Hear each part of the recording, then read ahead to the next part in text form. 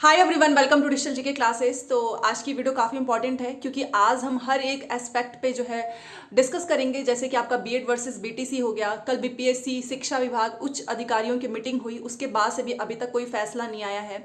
आपके डॉक्यूमेंट्स सबसे ज़्यादा इंपॉर्टेंट, तो जब आपको एक पोर्टल ऑन जो है देखने को मिला है बीपीएससी की ऑफिशियल वेबसाइट पे, उसके बाद से जब आप वहाँ पर अपने user name ID and password से लॉगिन करके गए होंगे तो आपने देखा होगा कि डॉक्यूमेंट्स जो आपने अपलोड किया था, 10th की जगह पे 12th का हो गया है, ग्रेजुएशन वाले की जगह पे बीएड का हो गया है। जो भी मिस्टेक्स आ रही हैं, इस पे बहुत सारे कमेंट्स आए हैं, क्या ऐसे अभ्यर्थी को बाहर कर दिया जाएगा, सारी चीज़ें मैं बताऊंगी। साथ में आपने देखा होगा केंद्रीय विद्यालय में भी एक मौका मिला है बीएड कैंडिडेट्स को कि वो अपना, अगर उनके पास डीएलएड की डिग्री है तो वो भी चेंज कर सकते हैं। जितने भी आप सभी के डाउट्स हैं उन सभी को इस वीडियो में कवर करने की कोशिश करूंगी। तो देखिए, सबसे पहले मैं बीपीएससी के जो डॉक्यूमेंट्स से रिलेटेड इन्फॉर्मेशन आई थी सुबह में अपने चैनल के माध्यम से मैंने आपको बताया। तो उसमें एक चीज़ ये आपने देखा होगा कि जब आप अपलोड डॉक्यूमेंट्स पे क्लिक करके गए होंगे तो आपने पीडीएफ अपना डाउनलोड करके देख रहे होंगे। आधार कार्ड, बहुत सारे ऐसे लोग हैं जो आधार कार्ड जिनका क्लियर ही नहीं है, फोटो एकदम से ब्लर हो चुकी है, 10th की जगह पे उनका ग्रेजुएशन आ चुका है, मतलब बहुत सारी इसमें मिस्टेक्स हो चुकी हैं। और ये मिस्टेक आपकी तो है नहीं, बट आप भी जानते हैं कि वहाँ पे थोड़ी ना ये चलेगा कि साइबर कैफे ने भी ऐसा कर दिया है, बट यह मोस्टली लोगों के साथ ऐसा हुआ है। ये इसलिए किया गया था ताकि एक बार अपना चेक कर लीजिए और इसके अकॉर्डिंग आप अपना जो भी डॉक्यूमेंट्स हैं उसको रेडी रखिएगा। देखिए, अब जो गलती होनी थी वो हो चुकी है, उल्टा पुल्टा हो चुका है। तो क्या डॉक्यूमेंट वेरिफिकेशन में पार्शली किया जाएगा, बाहर करेंगे? तो ऐसा बिल्कुल भी नहीं है। आपने अपने सारे डॉक्यूमेंट्स देख लिए होंगे कि आपने एप्लीकेशन फॉर्म में, बेसिकली इसका मतलब ये भी होता है कि आपने जो जो डॉक्यूमेंट्स वहाँ पर लगाए हैं वो डॉक्यूमेंट्स आपको लेकर जाना है, ओरिजिनल एंड उसका 2 फाइल में जेरॉक्स कॉपी, वहाँ पर उसे मैच कराया जाएगा। ये वो भी समझेंगे कि 10th में आपका 12th हो गया है तो मे बी मिस्टेक अपलोडिंग के समय जो भी दिक्कत आई होगी, तो ऐसे लोगों को बिल्कुल भी बाहर नहीं किया जाएगा। हाँ, ये जरूर है कि अगर आपका सीटेट पहले का है, डीलेड बाद का है, तो ऐसे लोगों को जो है, आप भी जानते हो, बहुत स्ट्रिक्ट एक्शन लिया जा रहा है क्योंकि बहुत सारे ऐसे अभ्यर्थी मिले हैं जो कि फेक जो है डीलेड की डिग्री भी बनवा रहे हैं। तो सुनने में आ रहा है कि जो लोग भी ऐसा कर रहे हैं उनको 1 मिनट ही लगेगा, बाहर कर दिया जाएगा। बाकी जो भी अपलोडिंग में दिक्कत आ रही है, आपको बिल्कुल भी परेशान नहीं होना है, बिल्कुल भी बाहर नहीं किया जाएगा। वैसे भी रिजल्ट के बाद से आपकी डीवी की प्रक्रिया स्टार्ट होगी। जितने लोग भी शॉर्टलिस्टेड होंगे उन सभी का डॉक्यूमेंट वेरिफिकेशन होगा। कोई भी दिक्कत आती है, एफिडेविट भी आपने बनवा ही लिया होगा, नाम वगैरह में जो मिस्टेक्स हैं।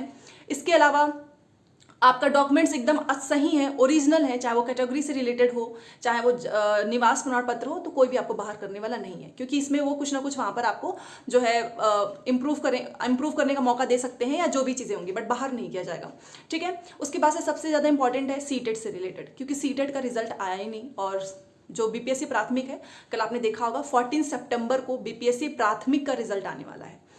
तो क्या सीटेट का जो है डीवी रोका जाएगा या क्या होगा? तो देखिए, बीपीएससी के चेयरमैन और शिक्षा विभाग सभी के साथ जो बैठक हुई थी उसमें एक डिसीजन लिया गया है कि जब तक सीटेट का रिजल्ट नहीं आ जाता है तो हम कैसे प्रमाण पत्र का जो है उनका सत्यापन कर सकते हैं।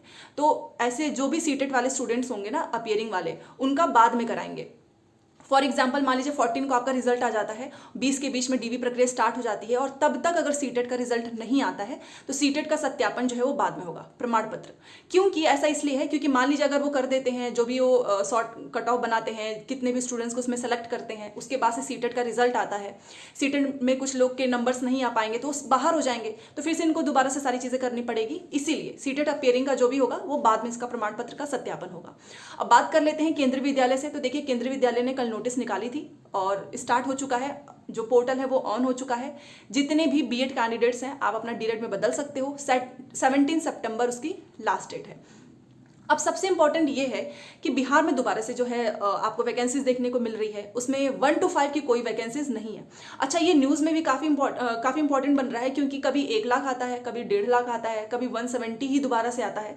बट कल जो बैठक हुई उसमें कुछ चीज़ें सामने आ रही हैं कि कहीं ना कहीं आपने देखा होगा कि एक दो तो चुनाव हैं ही, तो ये लोग 1 to 5 की वैकेंसीज नहीं निकालकर 6 to 8, 9 to 10, 11, 12 निकालेंगे और 6 to 8 में 52,000 के आसपास वैकेंसीज होगी। और इसमें बीएड कैंडिडेट्स तो बैठेंगे, साथ में डीएलएड वाले स्टूडेंट भी बैठ सकते हैं अगर उनके पास ग्रेजुएशन है, क्योंकि बहुत सारे लोग जैसे दिल्ली हो गया और भी बहुत सारे जो स्टेट है वहाँ पे 12th के बाद बहुत सारे अभ्यर्थियों ने डीलेट कर लिया होगा, और कुछ जगह पे पहले 12th करते हैं, ग्रेजुएशन करते हैं, देन डीलेट। तो ग्रेजुएशन की डिग्री मस्ट है अगर आप 6 to 8 में अप्लाई करना चाहते हैं। साथ में आपका ग्रेजुएशन तो होगा ही, एंड सीटेट का पेपर 2 या बीटेट वो भी आपका पास होना चाहिए। तो 6 to 8 में क्या सभी राज्य वालों को मौका मिलेगा? तो जी हाँ। और एक आपका क्वेश्चन है कि जो आने वाली वैकेंसीज हैं क्या उसमें सीटेट वालों को मौका मिलेगा? तो देखिए इस बार भी मिला था, चुनाव का समय है, फिर से सभी को मौका मिलेगा। ऐसा नहीं है कि अभी जो एग्जाम हुआ है इसे एकदम बदल के दूसरा ही वो नोटिफिकेशन निकाल देंगे या बाहर कर देंगे, ऐसा कुछ नहीं है। जो एज इट इज इस वैकेंसीज में चला है ना, क्योंकि चुनाव के आसपास ये बहुत बड़ा चेंज नहीं कर सकते हैं। तो सीटेट अपीयरिंग हो गए, बीएड अपीयरिंग हो गए, डीलेट अपीयरिंग हो गए, सभी को मौका मिलेगा। बट आप भी जानते हो कि सीटेट का जो एग्जाम होता है वो दिसंबर में होता है, बट इनका फॉर्म भरने का है, क्योंकि इस बार क्या हुआ था कि 31 के पहले सीटेट का एग्जाम हो जाना चाहिए। जो अभी आपका रिसेंट जो भर्ती हुई थी उसमें 31 के पहले सीटेट का एग्जाम हो जाना चाहिए, चाहे वो अपीयरिंग वाले स्टूडेंट्स का, ऐसे लोगों को शामिल किया गया था।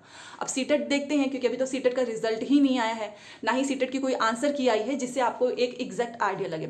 बट अगर आपकी सारी डिग्री कंप्लीट है और आप चाहते हैं कि आपको दोबारा से मौका मिले, क्योंकि इस बार थोड़ी बहुत जो है कमियां रह गई थी, तो प्लीज़ आप अभी से तैयारी करो। और 6 to 8 में ज़्यादा वैकेंसीज आएंगी, 1 to 5 में वैकेंसीज आने का कोई मतलब ही नहीं है, क्योंकि जैसा आप देख ही रहे हो कि बोल रहे हैं कि हमारी तो सारी सीट ही भर जाएगी इनके अकॉर्डिंग, कि 1 to 5 में तो हमारी पूरी जितनी भी हमारे पास सीट रहेगी वो सारी भर जाएगी, और 6 to 8 की हमने वैकेंसीज दी नहीं है, 9 से 10, 11 से 12 में सीट खाली रह जाएगी। इसीलिए हम 52,000 6 to 8 में, बाकी के 50,000 ये एस्टेट पेपर 1 एंड पेपर 2 इनके लिए निकालेंगे। ठीक है। अब एक चीज़ और आपने देखा होगा कि कल मीटिंग हुई थी बीएड वर्सेस बीटीसी को लेकर, तो उस मीटिंग का भी कोई उतना मतलब नहीं निकला, क्योंकि देखिए उस पर उन्होंने खुलकर कुछ बोला ही नहीं है। उन्होंने कुछ नहीं बोला है, बस उन्होंने बोला है कि रिजल्ट पर रोक लगेगी। ना तो उन्होंने बोला है उन्होंने सीधे बोला कि एनसीटी की गाइडलाइंस का वेट करेंगे, जो महाधिवक्ता है उनसे हम राय लेंगे, उसके बाद से ही इस पर कुछ हो सकता है। बट अभी भी बीएड के ऊपर मिस्ट्री ही है बिहार में, क्योंकि कुछ भी क्लियर नहीं आया है। वैसे जितने भी बीएड के कैंडिडेट्स हैं, मैं आप सभी से बोलूँगी कि अगर आपके पास आपका एस्टेट आपने भरा होगा इस बार, तो आपको 6 to 8 में भी मौका मिल सकता है। अगर आपके पास पीजी होगा तो आप जो है 11 से 12 में भी जा सकते हो, 9 से 10 में भी जा सकते हो। तो अभी से आपको अपने कम से कम जो भी आपका वीक है, जैसे कि मैथ हो गया, रीजनिंग हो गया, जीएस, करंट अफेयर भी पढ़ते रहिए, क्योंकि करंट अफेयर भी काफ़ी डिफिकल्ट पूछा था, और पेपर का लेवल भी ऐसा ही रहेगा, आसान नहीं आने वाला है, क्योंकि जहाँ पे बच्चे ज़्यादा रहेंगे ये जो है बहुत ही टफ पेपर बनाएंगे। और जो लोग मेरे से पूछ रहे थे कि 6 to 8 की जो वैकेंसीज आने वाली है 52,000, जिसमें सभी को मौका मिलने वाला है, बीएड डीएलएड, शर्त भी है, शर्त मैंने आपको बता दी है, अदर स्टेट वालों को मौका मिलेगा, बिहार के तो स्टूडेंट्स हैं ही, तो वो सिलेबस पूछ रहे थे। तो अगर आपको 6 to 8 का सिलेबस चाहिए तो आप मुझे प्लीज़ बताना। वैसे मैं एक चीज़ बोलूँगी कि सिलेबस तो मैं बता दूंगी, टेलीग्राम पे भी भेज दूंगी, बट अगर अभी आपके पास समय है, एनफ समय है, तो आप एनसीईआरटी को फॉलो कीजिए। एनसीईआरटी की बुक्स आप रेफर कीजिए, 6 से ही स्टार्ट कीजिए, क्योंकि अगर आपने 6, 7, 8, 9 अगर आपके बेसिक्स जो है स्ट्रांग हो गए, चाहे वो मैथ हो, जीएस हो, क्योंकि हिस्ट्री, पॉलिटी और आप जानते हैं इकोनॉमिक्स, इससे एकदम से डेप्थ से क्वेश्चंस पूछे थे, तो वही लोग क्लियर कर पाएंगे। क्योंकि अब ये वाला पेपर का पैटर्न आपने देख लिया ना, आगे वाला भी पेपर का पैटर्न ईजी नहीं रहने वाला है। ठीक है, सारी चीज़ें मैंने आपको बताने की कोशिश की है, फिर भी कोई भी डाउट हो तो प्लीज़ बताइएगा। एंड डॉक्यूमेंट्स के लिए बिल्कुल भी परेशान नहीं होना, आपके डॉक्यूमेंट्स ओरिजिनल है, आपको कोई बाहर नहीं कर सकता है। मिलते हैं नेक्स्ट क्लास में। Thanks for watching.